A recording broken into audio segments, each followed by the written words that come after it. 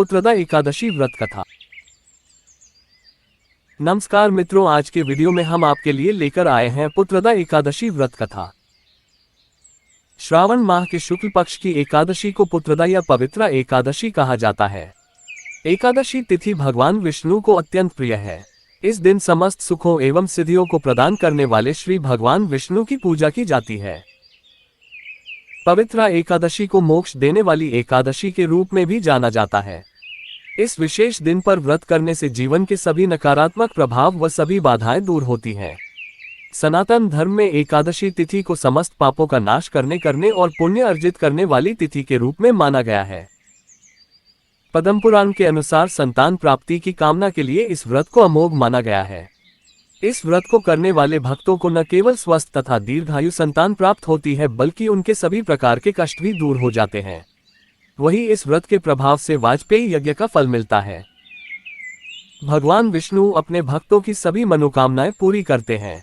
पवित्रा एकादशी की कथा का श्रवण एवं पठन करने से मनुष्य के समस्त पापों का नाश होता है, वंश वृद्धि होती है तथा समस्त सुख भोग कर वैकुंठ की प्राप्ति होती है।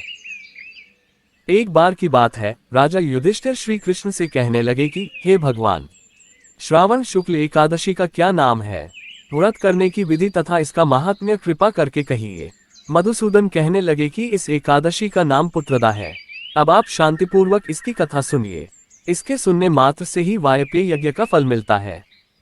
द्वापर युग के आरंभ में महिष्मती नाम की एक नगरी थी, जिसमें महिजित नाम का राजा राज्य करता था। लेकिन पुत्रहीन होने के कारण राजा को राज्य सुखदायक नहीं लगता था। उसका मानना था कि जिसके संतान न हो, उसके लिए ये लोक और परलोक दोनों ही दुखदायक होते हैं। पुत्र सुख की प्राप्ति के लिए राजा ने अनेक उपाय किए, परंतु राजा को पुत्र की प्राप्ति नहीं हुई। वृद्धावस्था आती देखकर राजा ने प्रजा के प्रतिनिधियों को बुलाया और कहा, हे प्रजाजनों, मेरे खजाने में अन्याय से उपार्जन किया हुआ धन नहीं है। न मैंने कभी देवताओं तथा ब्राह्मणों का धन छीना है। किसी दूसरे की धरोहर भी मैंने नहीं ली। प्रजा को पुत्र के समान पालता रहा। मैं अपराधियों को पुत्र तथा बांधवों की तरह दंड देता रहा। कभी किसी से घृणा नहीं की, सबको समान माना है। सज्जनों की सदा पूजा करता हूँ।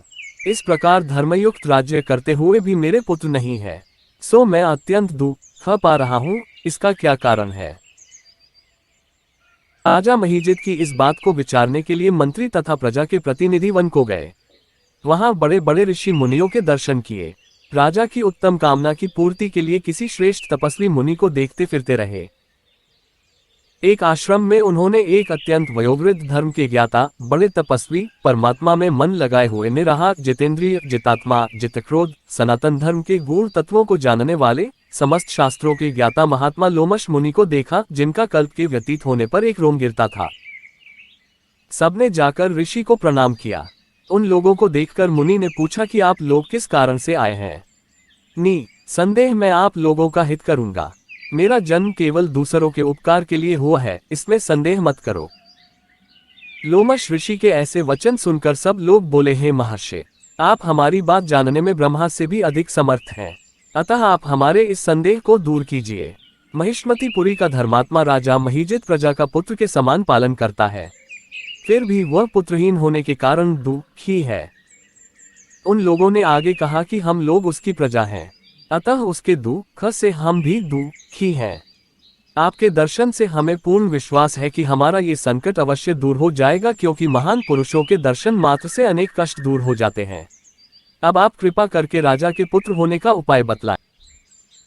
ये वार्ता सुनकर ऋषि ने थोड़ी देर के लिए नेत्र बंद किए और राजा के पूर्व जन्म का वृतांत जानकर कहने लगे कि यह राजा पूर्व जन्म में एक निर्धन वैश्य था।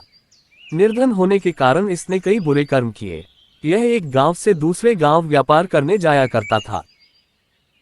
एक समय ज्येष्ठ मास के शुक्ल पक्ष की द्वादशी के दिन मध्याह्न के समय वह, जबकि वह 2 दिन से भूखा प्यासा था, एक जलाशय पर जल पीने गया। उसी स्थान पर एक तत्काल की ब्याही हुई प्यासी गौ जल पी रही थी।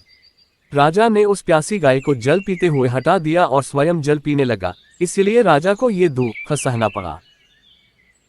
एकादशी के दिन भूखा रहने से वह राजा हुआ और प्यासी गौ को जल पीते हुए हटाने के कारण पुत्र वियोग का दुख सहना पड़ रहा है। ऐसा सुनकर सब लोग कहने लगे कि हे ऋषि, शास्त्रों में पापों का प्रायश्चित भी लिखा है, अतः जिस प्रकार राजा का ये पाप नष्ट हो जाए, आप ऐसा उपाय बताए।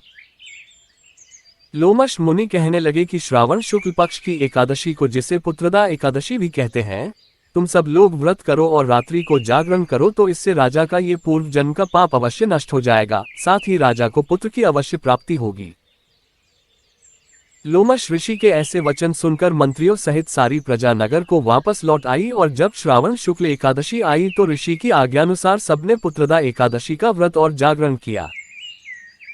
इसके पश्चात द्वादशी के दिन इसके पुण्य का फल राजा को दिया गया।